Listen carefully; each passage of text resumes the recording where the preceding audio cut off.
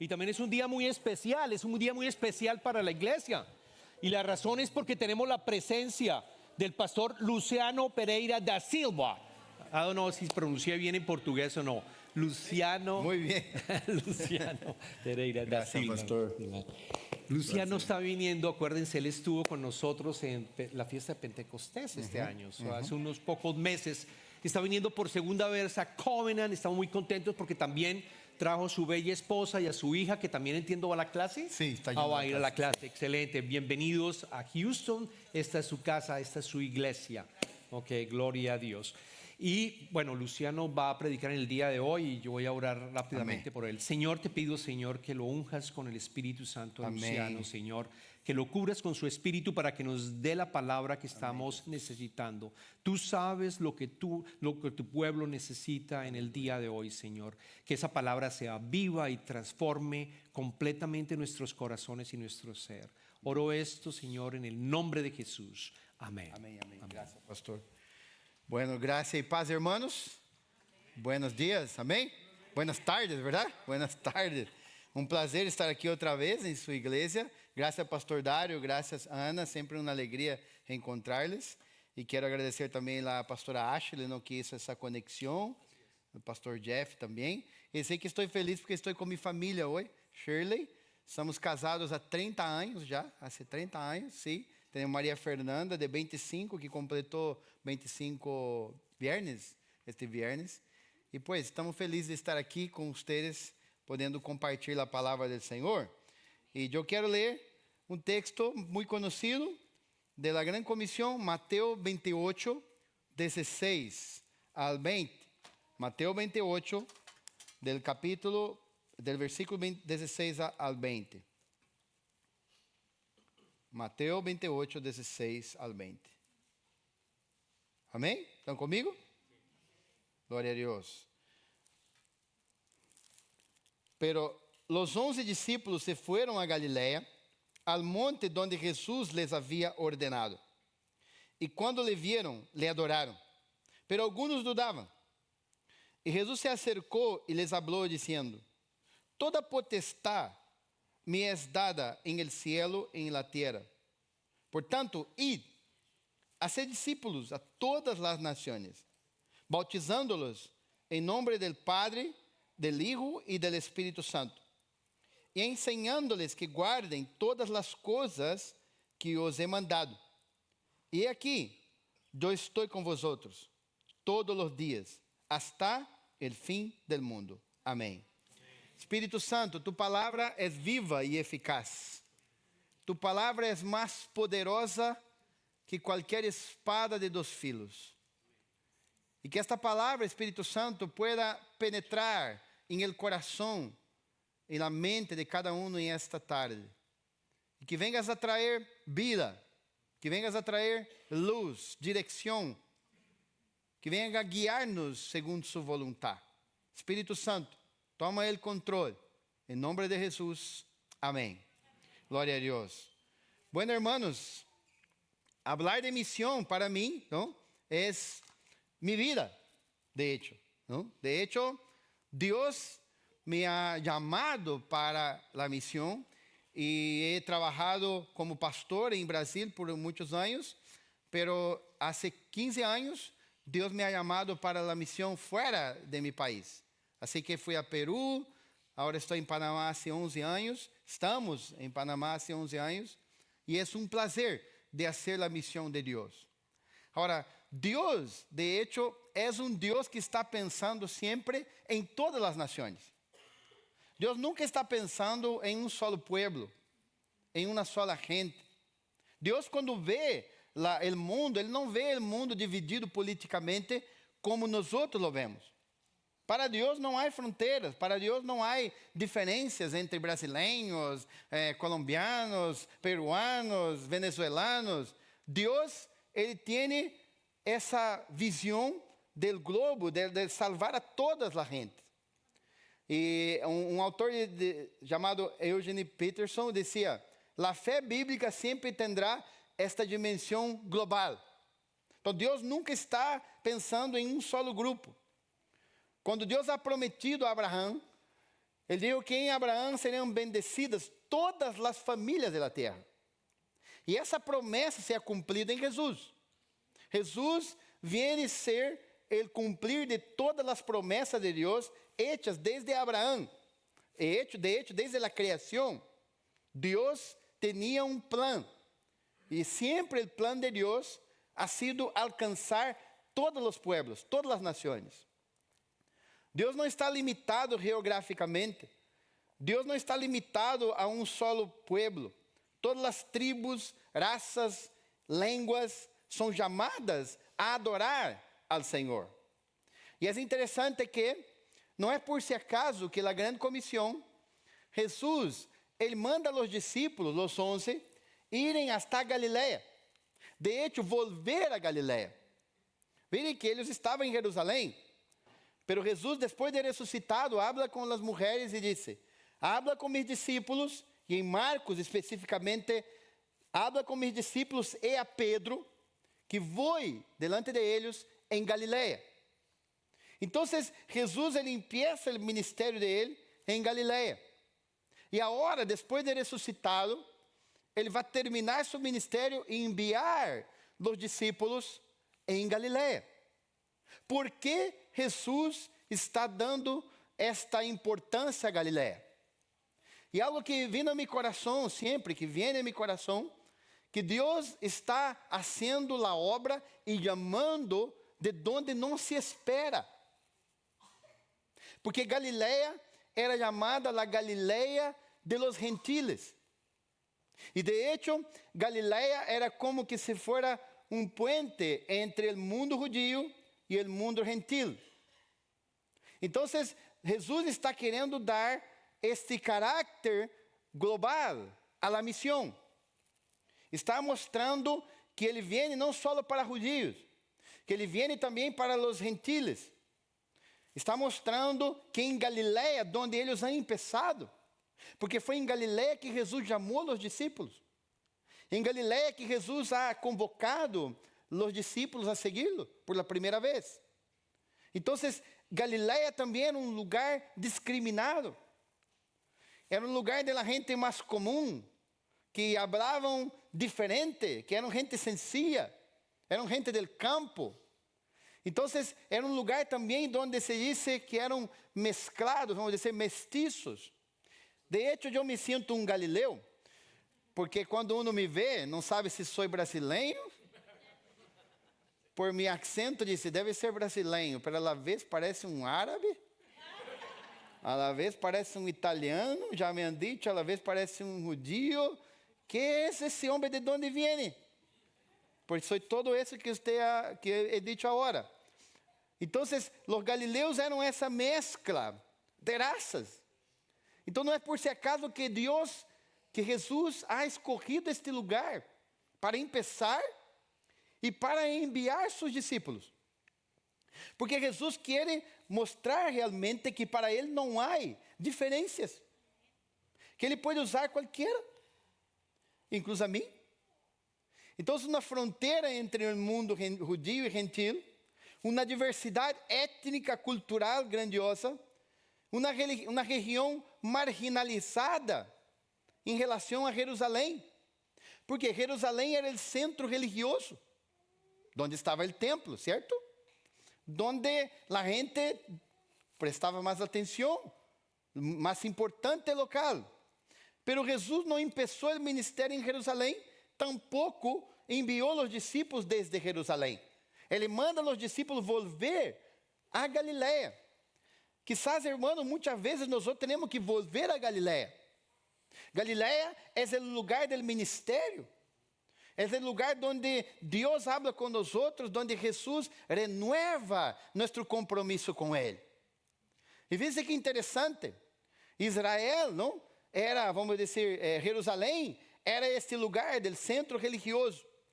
Pero Jesus quer dar esta ideia, esta visão, de que o reino de Deus é para todas as pessoas. A missão não está centrada em el templo de Jerusalém. A missão está centrada em el Cristo ressuscitado. A missão não estava centrada em la religiosidade de los judíos. Pero sí, Cristo ressurrecto, Ele está dando esta visão a los discípulos e está hablando com eles desde uma montanha, de um monte. Não se sabe se era o monte de las bienaventuranças, pode ser. Pero se tu ves em la Bíblia, la montanha, el monte sempre ha sido el lugar de la revelación divina. Donde Deus ha dado a palavra a Moisés em el Sinaí, donde Deus ha dado las bienaventuranças a través de Jesus em la montanha, em Mateus 5:1. Pero também donde Jesus foi transfigurado, em Mateus 17, donde houve a transfiguração, e Jesus estuvo aí com seus discípulos, Pedro, Santiago e Juan. Também em la montanha, onde Jesus ensina sobre as señales del fim. Em Mateus 24, tu puedes ver isso. Assim que el monte em Galileia é o lugar donde Deus habla. É o lugar donde Deus dá su palavra, donde Deus revela su voluntad.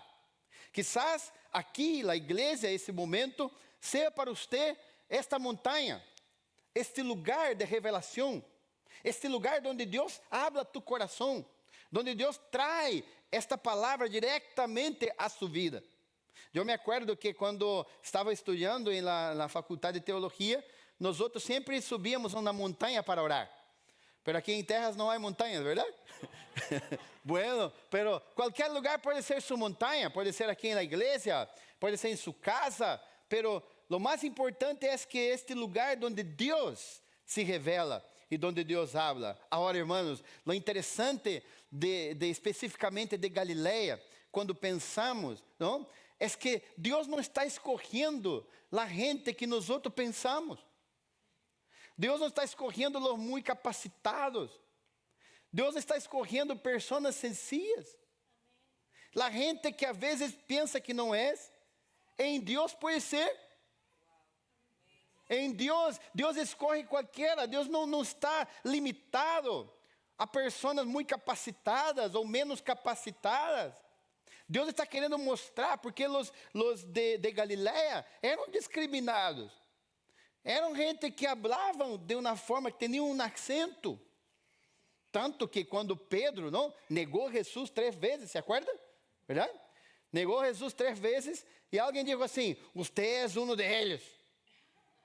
Porque lo reconheceram por lo que ele falava, parecido com o Galileu. Então, és um Galileu, também siga o Galileu que vem aqui, Jesus. É decir, então, nós outros temos que entender isso, que Deus está escolhendo aqueles que não são, aqueles que não têm a los ojos humanos, quizás a capacidade ou a capacitação, pero em Deus podem ser utilizados para a glória de Ele. Não há nadie que Deus não pueda utilizar. Deus pode utilizar tu vida em nome de Jesus. Não há pessoa que Deus não pueda utilizar. Deus está chamando pessoas sencillas, Deus está chamando pessoas, não necessita ter uma teologia para ser utilizada por Deus. Tem que conhecer a palavra, tem que conhecer a Jesus e tem que ouvir sua voz. E fíjense que é tão verdade isso, que quando Jesus aqui apareceu a los discípulos, versículo 17, dice que Jesus vino e eles adoraram, pero alguns dudaram. Ah, irmão, como esse é parecido com nós outros? ¿Ah? Quantas vezes tu has creído, pero a la vez estás dudando? A ver, quantas aqui? Muitas, verdade? Aleluia, glória a Deus. Quantas vezes nós outros estamos assim? De hecho, o texto diz: alguns creyeron e outros dudaram, pero a melhor tradução é que eles creyeron e dudaram a la vez. Eles creyeron e dudaram a la vez. E muitas vezes estamos assim. Nós outros creemos, pero há circunstâncias que nos hacen dudar. Então, o texto não quer revelar nada mais a glória e o poder de Deus, quer revelar também que Deus chama pessoas imperfeitas, que têm suas dúvidas, que têm suas limitações, pero Deus não desiste de você. Deus continua creyendo que tu puedes ser utilizada por Ele. Assim que, quantas vezes tu has vacilado? Quantas vezes tu está com fé, está lleno de fé, pero vêm suas dúvidas. Pero um verdadeiro discípulo não significa que não tenha dúvidas. Um verdadeiro discípulo significa que, quando ele tem dúvidas, ele coloca todas as suas dúvidas em el altar de Deus. E Deus entende nossas dúvidas. E Deus não desiste de nós outros, ou não quer apontando o dedo, estás dudando, hein? Não é assim. Deus sigue, Deus não desiste, porque Ele conhece nossa estrutura. Ele nos ha criado. Ele sabe que muitas vezes vacilamos, mas Deus não desiste aún assim. Tanto que aqui mesmo em versículo 18, não? Jesus vai seguir falando com os discípulos. Não? Jesus se acercou e lhes falou dizendo: toda potestad me es dada en el cielo y en la tierra. Hermanos, Jesus está falando, mira, eu tenho toda autoridade. Essa palavra que é autoridade, não? Significa, de hecho, autoridade legítima, direito soberano. É uma capacidade delegada para exercer domínio sobre todo. Ao ressuscitar, Jesus venceu e Jesus ha conquistado toda a autoridade sobre os cielos e sobre a terra. E é interessante que quando habla que Ele tem toda a autoridade em los cielos e na terra, uma autoridade sobre o universo. E essa autoridade que Jesus tem, Ele é conquistado sobre as tinieblas. E como Pablo vai dizer, que há os principados, as potestades, os príncipes, os dominadores deste mundo de tinieblas. Então, quando Jesus vence na cruz e quando Jesus ressuscita, Ele está tomando toda a autoridade de Satanás, de seus demônios. Jesus tem toda a autoridade sobre os ángeles, sobre todos os demônios, toda a autoridade espiritual está em Jesus. E Jesus também tem toda a autoridade sobre a terra. Se acordem que esse tempo de Jesus era dominado por imperador, que queria oprimir e que queria perseguir os cristianos e os perseguia. Pero Jesus está falando que Ele tem toda a autoridade sobre os cielos, sobre os demônios, sobre os principados, sobre os ángeles. Pero Ele também tem toda a autoridade sobre a terra. É decir, todo o governo do mundo está bajo a autoridade de nosso Deus. Não há nada que esteja fora do controle de Jesus. Jesus tem a primazia. Jesus tem soberania. Jesus é Deus sobre todo. Ele tem o controle de todo. Ele é o primogênito de toda a criação. Ele é a imagem ou a imagem do Deus invisível. Todas as coisas em Ele subsistem. Digo Pablo em Colossenses 1, 15 a 23. Ele é a cabeça da igreja. E Ele ha reconciliado su pueblo através da sangre que Ele ha derramado na cruz. Jesus não será vencedor sobre todas as coisas. Não há nenhum poder, não há nenhuma autoridade maior que del Cristo Jesus que eu e você servimos. A Ele seja a glória e a adoração. Esse é o Jesus que nós outros estamos aqui hoje celebrando. O Jesus que venceu. O Jesus que domina sobre todo. E esse Jesus que domina sobre todo, Ele está falando, toda autoridade, toda potestade, exousia, me é sido dada, em el cielo e em la terra. Portanto, em base, impulsados, bajo essa autoridade de Cristo, não bajo nossa vacilação, não bajo nossa incapacidade, nossas limitações, pero bajo al poder deste Cristo. Ele está dizendo, vayam, hagam discípulos. Ustedes não têm poder em ustedes mesmos. A capacidade não vem de nós outros. Deus chama as coisas loucas deste mundo para confundir os sábios. Deus chama aqueles que não são para confundir os que são. el poder de Dios se perfecciona no en nuestra fortaleza, pero en nuestra debilidad. Dios no está buscando gente muy capaz, porque el muy capaz dice que él mismo puede. El muy capaz dice, no, yo domino, yo controlo todo. No, Dios está buscando gente sumisa, dependiente y que dice, Jesús, yo no tengo ninguna capacidad. Yo puedo estudiar, yo puedo saber muchas cosas, pero solo tú tienes autoridad. En tu autoridad, heme aquí. Aleluya. Entonces, Jesús está hablando, por lo tanto, bajo esa autoridad, vayan y hacer discípulos a todas las naciones. Fíjense que quando Jesus está aqui falando, ele está enviando a los discípulos a extender o reinado del Cristo sobre todas as nações, transformar o mundo. Mira, hermano, nós não podemos transformar o mundo sendo membros da igreja. Membro da igreja, se tu dá 100 membros da igreja e um discípulo hace mais que 100 membros da igreja. Um discípulo evangeliza, um discípulo ora, um discípulo ganha almas, um discípulo discipula outro. Um membro da igreja, ele quer será, ele tem outras coisas, ele quer consumir a fé. Ele quer consumir a palavra. É consumidor da fé. Um discípulo é alguém que aprendeu que melhor é dar que receber. Melhor é dar que receber. Um discípulo entendeu isso. Está vivendo isso. Então, Jesus está chamando para que hagamos discípulos. E a palavra aqui imperativa não é el id.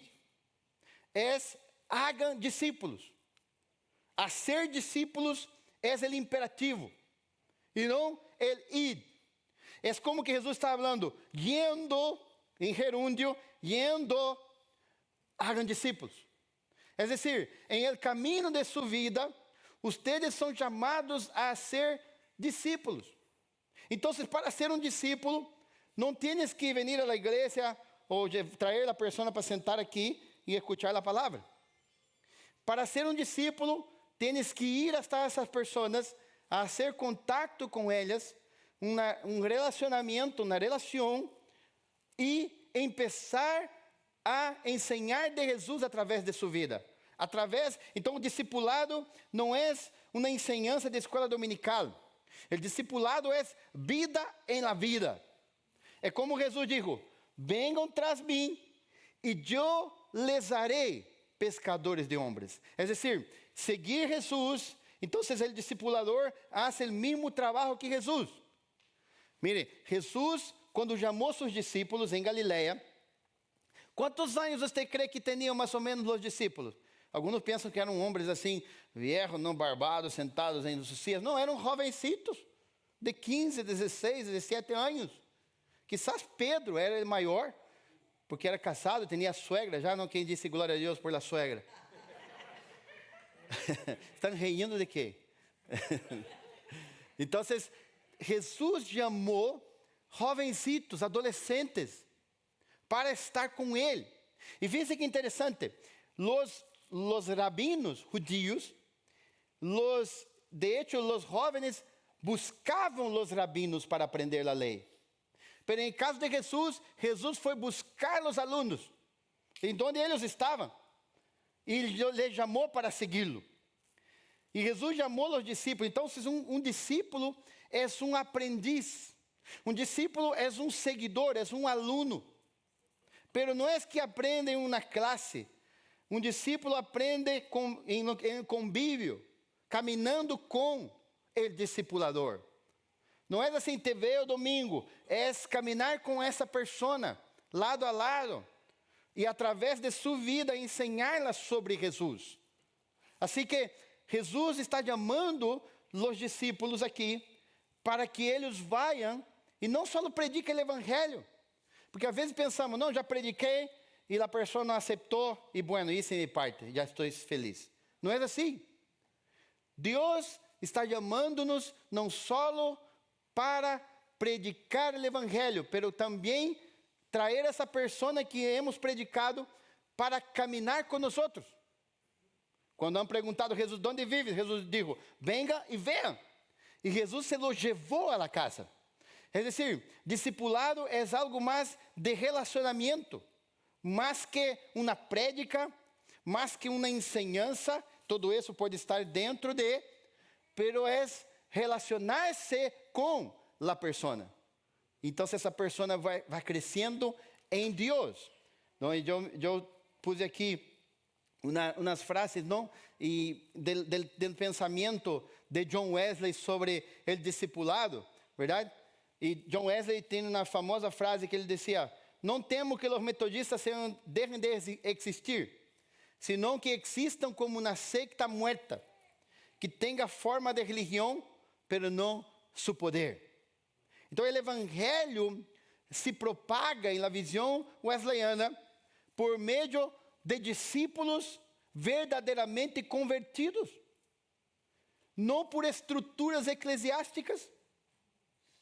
Então, Deus quer alcançar vidas não por la estrutura eclesiástica, e sim por vidas que estão sendo transformadas e que vão então se generando outras vidas que puedan também querer ser transformadas.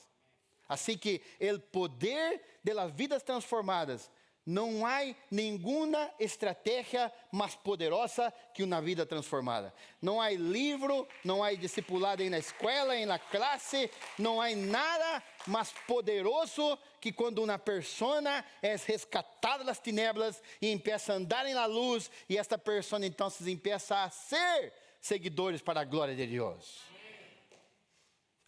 Estão aplaudindo Jesus, verdade?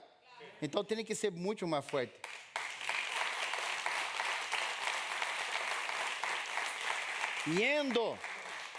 Yendo, hagan discípulos. ¿Y cuál es el contenido de eso? Bautizándoles. Mira, tiene que llevar a la persona a una decisión. No, él dijo no, ya. O digo sim, amém, já pongo em mi informe, tantos han aceptado a Cristo. Nunca más vi, pero aceptó. No es así.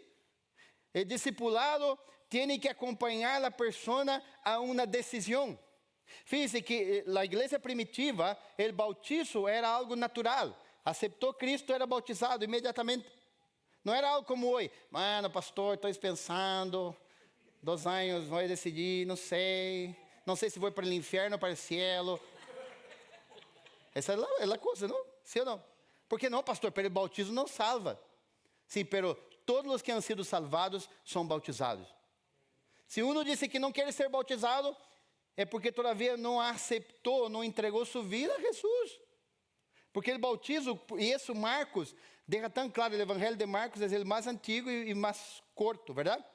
Pero em Marcos diz assim, quem crer e for bautizado, será salvo. Ah, pastor, então o bautizo salva? Não, o bautizo não salva. Não é o acto de bautizar que salva. A salvação é por la fé. Es fruto de la gracia de Dios. Sin embargo, el bautizo es la expresión visible de la decisión de la persona que ha tomado. Entonces, una persona creyó en Jesús, aceptó que Él murió en la cruz por ella y entregó su vida a ella quiere publicar su fe. Ella no quiere negar. Porque aquellos que negam mi fe aquí ante los hombres, yo los negaré ante el Padre. Así que el bautizo es una decisión fuerte de seguir a Cristo.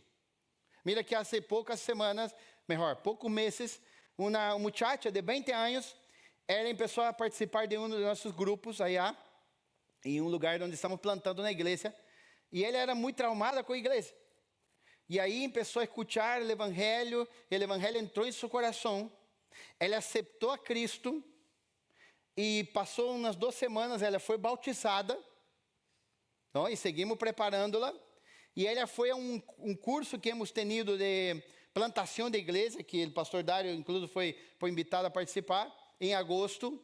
E fíjense, hermano, depois de 2 semanas que ela foi a esse treinamento, ela começou um grupo de discípulos em sua casa, com jovencitos, com mais ou menos 10 jovencitos, todos eles de 20 anos.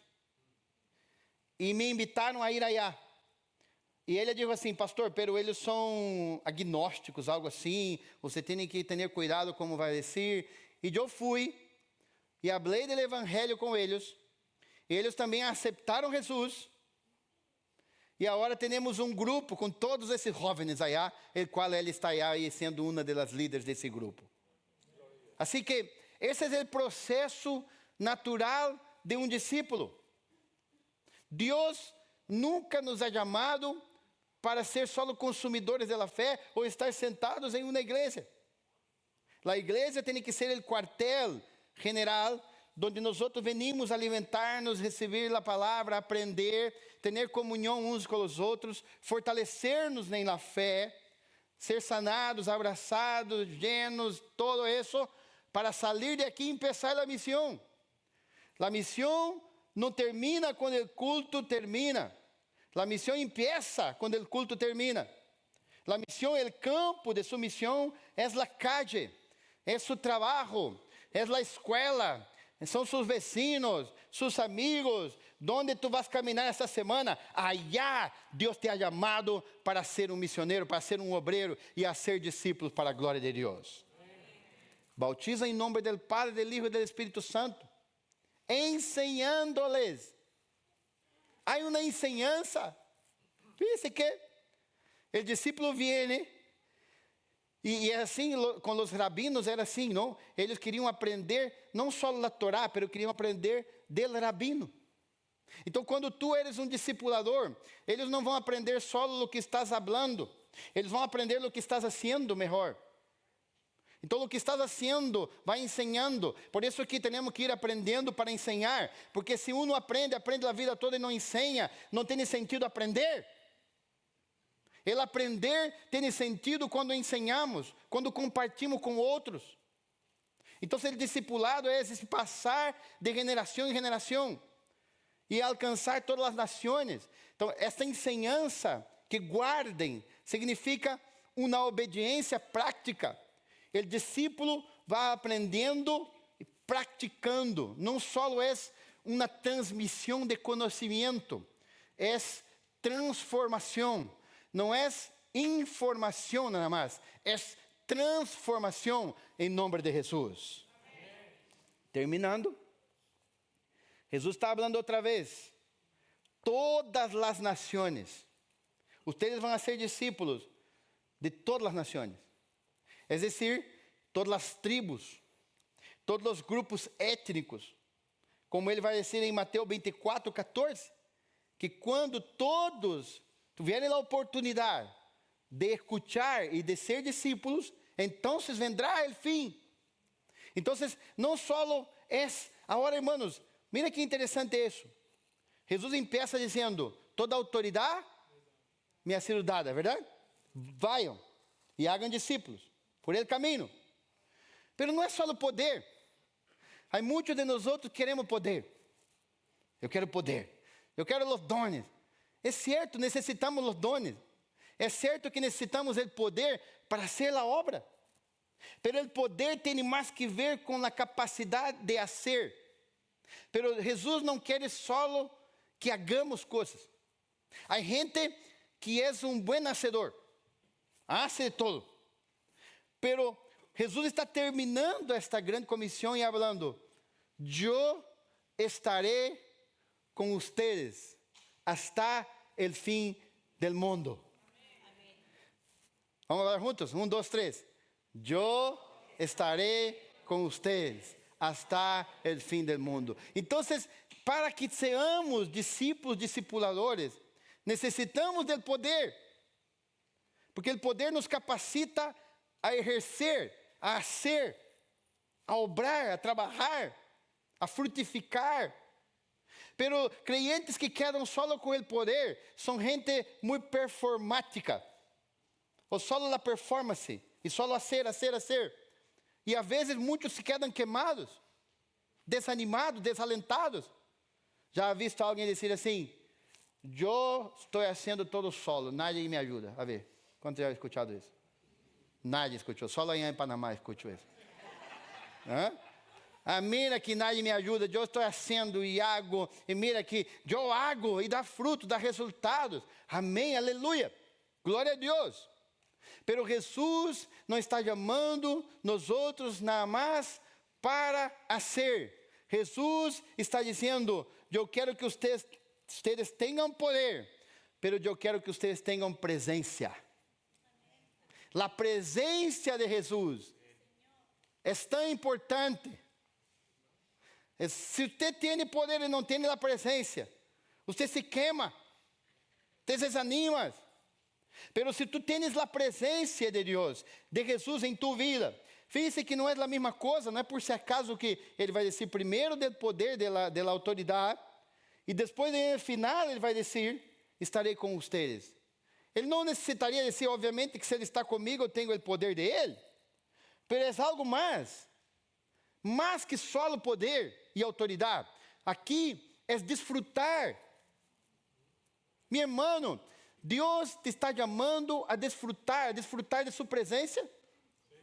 A obra de Deus não pode ser um peso para mim. Se eu não me invita a predicar, eu digo glória a Deus, é uma alegria.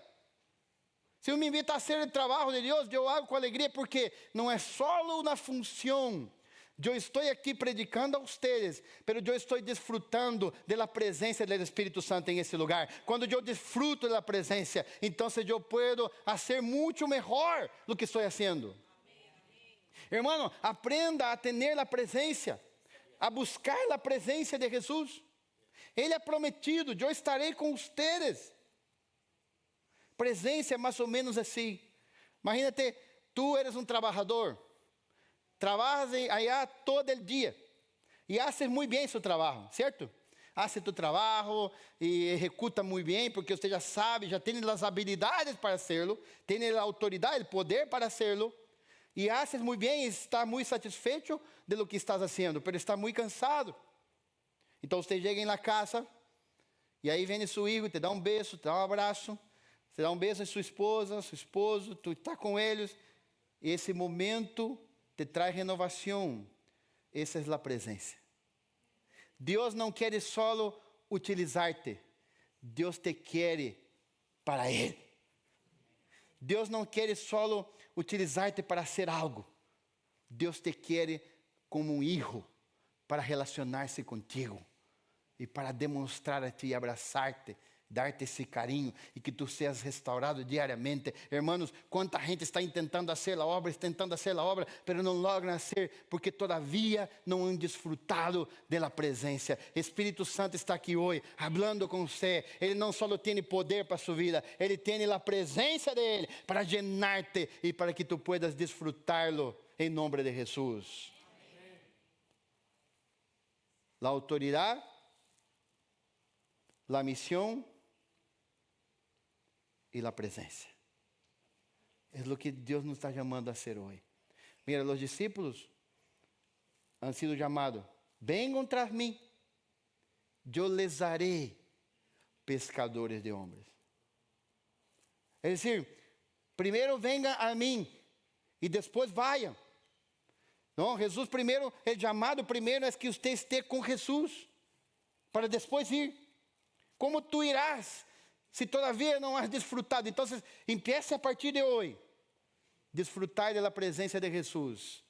Irmãos, o discipulado será um prazer, será uma alegria, não será algo pesado para você, porque está sendo discipulado por el próprio Espírito Santo.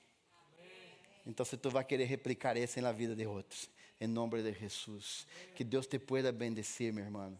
Que Deus te pueda utilizar para hacer a missão aqui. Se tu, eu queria muito bem fazer a missão, pero eu não quero ir a outro lugar. Você pode cruzar a calle, encontrar um vecino, encontrar um amigo e começar a compartilhar a vida que Deus te ha dado a Ele. E Deus te vai utilizar poderosamente. Amém? Em nome de Jesus. Vamos orar, vamos nos poner em pé e vamos orar. Glória a Deus.